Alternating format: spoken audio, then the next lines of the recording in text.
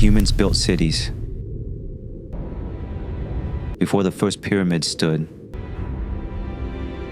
before the last Tyrannosaurus Rex ever walked the earth, one creature was already here.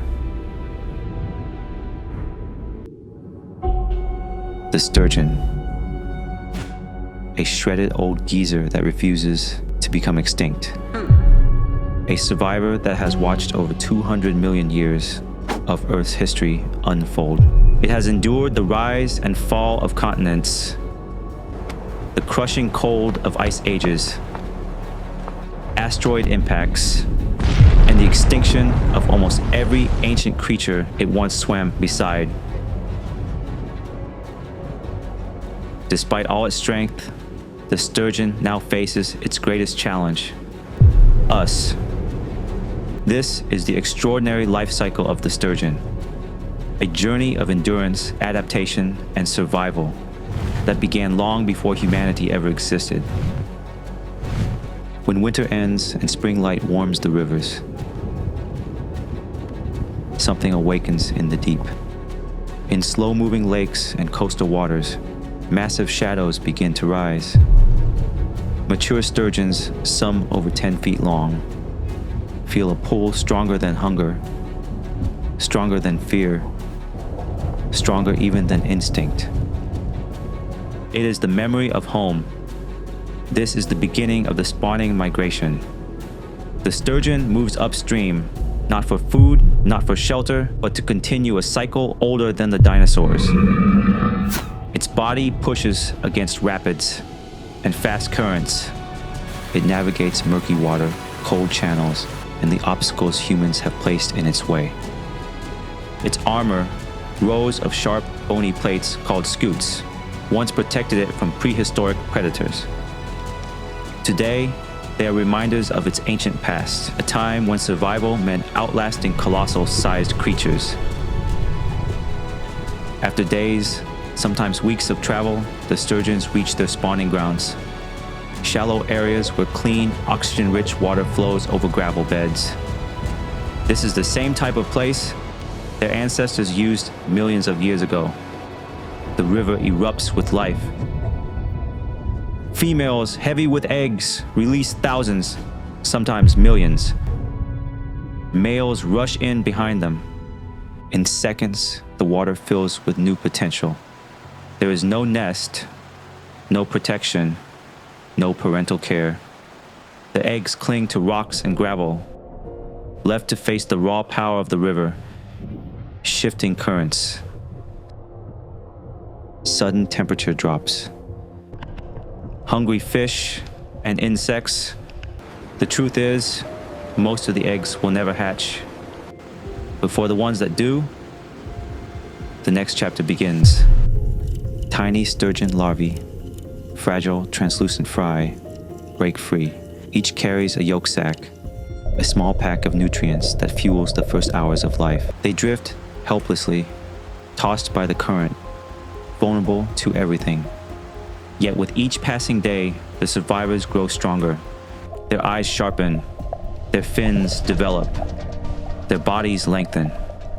They begin to hunt for whatever can fit in their mouths, such as insect larvae and microorganisms. In weeks, the fry transform into juveniles, miniature armored sturgeons, still small, but no longer helpless. Now comes the downstream migration. The young fish drift into deeper waters, navigating dangerous currents and avoiding larger fish, hungry birds, and even bigger sturgeons eager to make a meal of them. But the greatest threat is one they never evolved to face: human-made barriers. Dams block ancient routes. Turbines injure or kill migrating fish. Pollution alters water chemistry. Entire stretches of river once used for spawning are now gone. The sturgeons that survive eventually reach deeper lakes, estuaries, or the ocean. Here, the world changes. Food is abundant. The water is stable. For the first time, the young sturgeon has room to grow.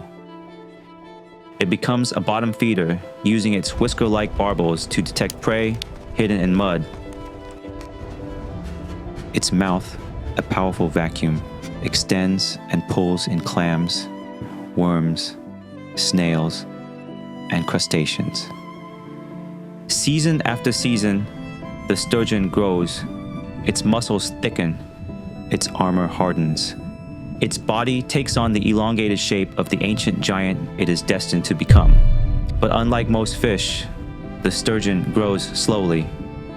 Some species won't reproduce until they're 15 or 20 or even 25 years old. And females may only return to spawn once every 3 to 7 years. This slow rhythm of life worked for millions of years until humanity arrived. Overfishing, habitat destruction, river pollution, and the illegal caviar trade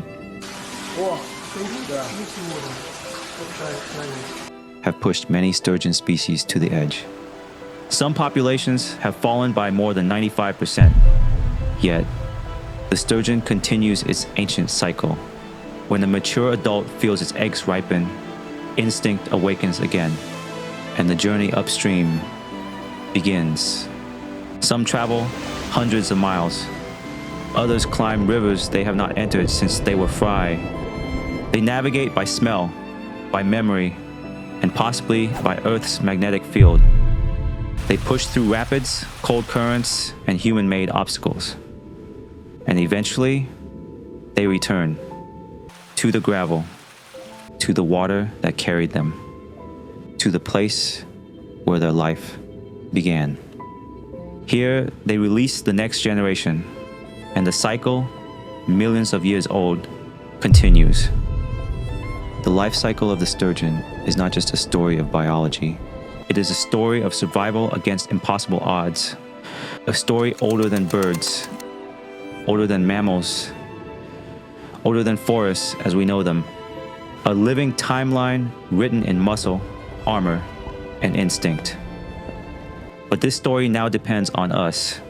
Today, conservationists around the world are restoring habitats, protecting spawning grounds, removing old dams, and raising sturgeons in hatcheries. These efforts aren't simply saving a species. They're preserving a piece of Earth's ancient history. Because the sturgeon isn't just a fish, it's a survivor, a relic of the planet's past, a reminder of what evolution can produce when given enough time. And as long as we fight for its future, this shredded old geezer will continue its journey for generations to come. If this story moved you, don't let it end here.